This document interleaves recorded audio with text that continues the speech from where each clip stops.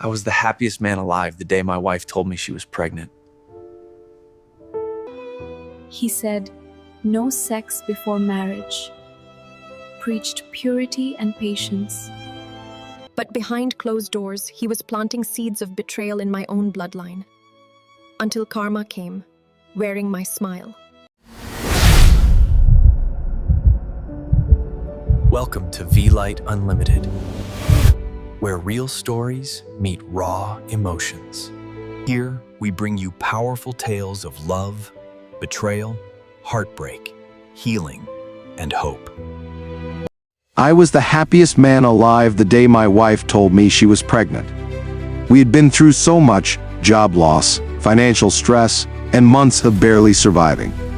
But that news, it felt like God was finally smiling on us. I thought the baby would bring us closer again.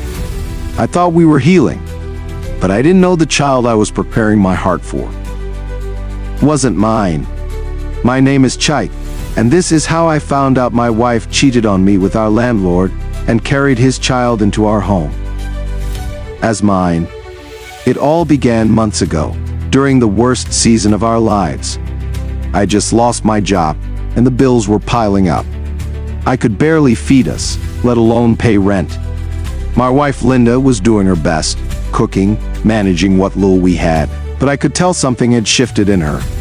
She was distant, secretive. I didn't want to believe anything was wrong. But deep inside I felt it. Something wasn't right. Our landlord, Mr. Adji, started getting unusually involved in our affairs. He would stop by more often, drop off groceries, and even ask how the pregnancy was going, more than a landlord should. He once told me, smiling weirdly, "You'll make a good father. He'll be strong, like you." At first, I thought it was kindness, until I noticed how familiar he was with my wife. The way she avoided eye contact when he was around, the awkward silences, the tension. Still, I said nothing. I wanted to trust her.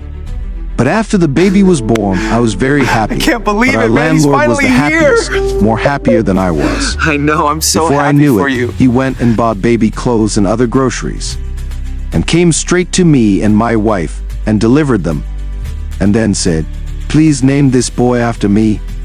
I love him so much." I still didn't want to suspect anything. The following day, our landlord came again and said, "Please name this child after me. I will take care of this boy all the days of his life and take him like my own son." I didn't still sit well on my head, but one day something whispered to my hearing, "This child isn't yours." I sincerely wanted to doubt the strange voice. However, I could sense that something was not right. One day, I held that beautiful boy in my arms. I started noticing things I couldn't unsee. The baby didn't look like me. Not even a little. Different skin tone. Different nose. Even the dimple in his cheek was identical to Mr. Adji's. I tried to silence the voice in my head. I told myself I was being paranoid, but it kept screaming at me every time I looked at my son. So I did what I never thought I'd do. I took a hair sample from the baby's cap and managed to find one of Mr. Edgy's coffee cups left behind during a house inspection. I sent them for a secret DNA test. 2 weeks later, I got the result. 99.9% paternity match. Mr. Adji was the father. I sat there in that clinic, numb. Everything around me blurred. My hand shook. My heart shattered in my chest. This wasn't just betrayal. This was evil. I confronted my wife that evening. She froze, eyes wide, lips trembling, but said nothing. Her silence was louder than a scream. She had slept with our landlord while I was at my lowest. While I was out hustling to provide, to keep us afloat, she was building a secret behind my back.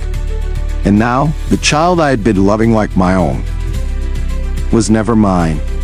I packed my things, not because I didn't love her anymore, but because something inside me died that day. I needed to walk away before bitterness turned me into something I'm not. I don't know what hurts more, her betrayal, or the fact that I still missed the baby's laugh. Here is my own part of the story. He said, "No sex before marriage." And I believed him. But behind closed I thought I found a man of doors, faith, of morals, of integrity.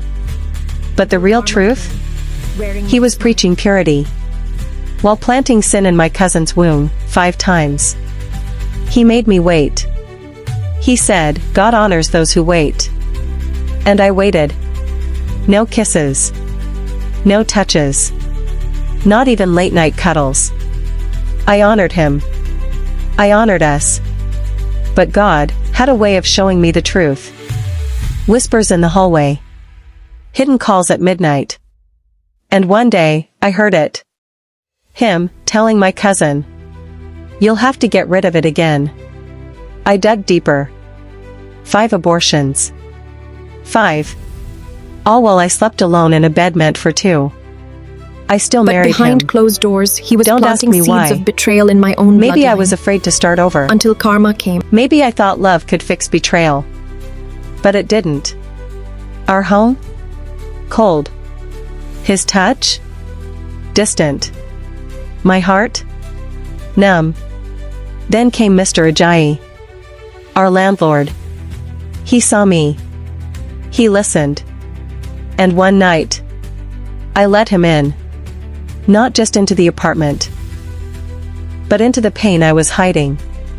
That night, I stopped surviving and started living. 2 pink lines. I was pregnant, but not for my husband. I told him. He froze. "You're evil," he whispered. I smiled. "No. I'm just your mirror." Now I sit here every day, watching my son grow. He's beautiful. Innocent. A living reminder of my biggest mistake. Yes, I know I made a mistake. I shouldn't have revenged my husband for what he did to me. But I was not happy. I named him Daniel, not David.